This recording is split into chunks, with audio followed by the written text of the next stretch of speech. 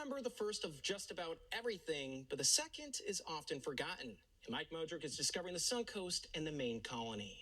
And when your doctor in Maine says, get out of the cold, you move here to the Suncoast.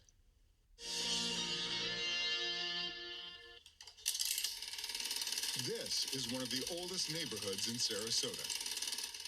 This is the Maine Colony. Okay. And this was developed in 1920. The clubhouse is full of music now. But historian and co-president Jeffrey Frank says it was much different 100 years ago. Other neighbors, they were just big pastures. They were orange groves. The first settlers from Maine. They were connected with the railroad at the time. The one that did the big purchase here, who actually was the original owner of my own home here, had some health issues. He was prescribed a trip or to live or to spend the winters down here. In 1920, the Maine Colony was born, also called the Philippi Crest Club. Musician Jack Berry found this place by accident. When there was no work for musicians during COVID, he got on his bicycle. But I wanted to ride down every street in town and explore every neighborhood that I haven't ever been to. In Sarasota? Yes, I went everywhere. And this was one of the coolest neighborhoods that I found. I never Jack loves the vibe here. When he found out co-president Anya wanted to show off the clubhouse, which needs major repairs, Jack was all in. It's historic. It's a part of Sarasota that hasn't been razed to the ground. These are the garbage men. We call it the garbage men because we made all of our instruments from stuff that we found in the garbage. Anya welcomes the help to raise funds, raise awareness, and raise the 100-year-old clubhouse to its former glory.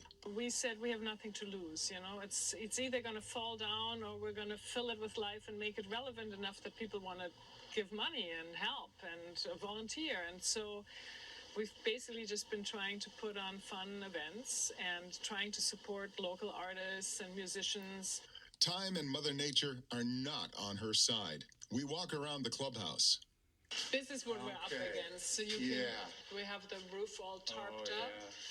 But, you know, at the same time, this roof is just absolutely beautiful from the inside. The windows were rotted out. These are the new ones.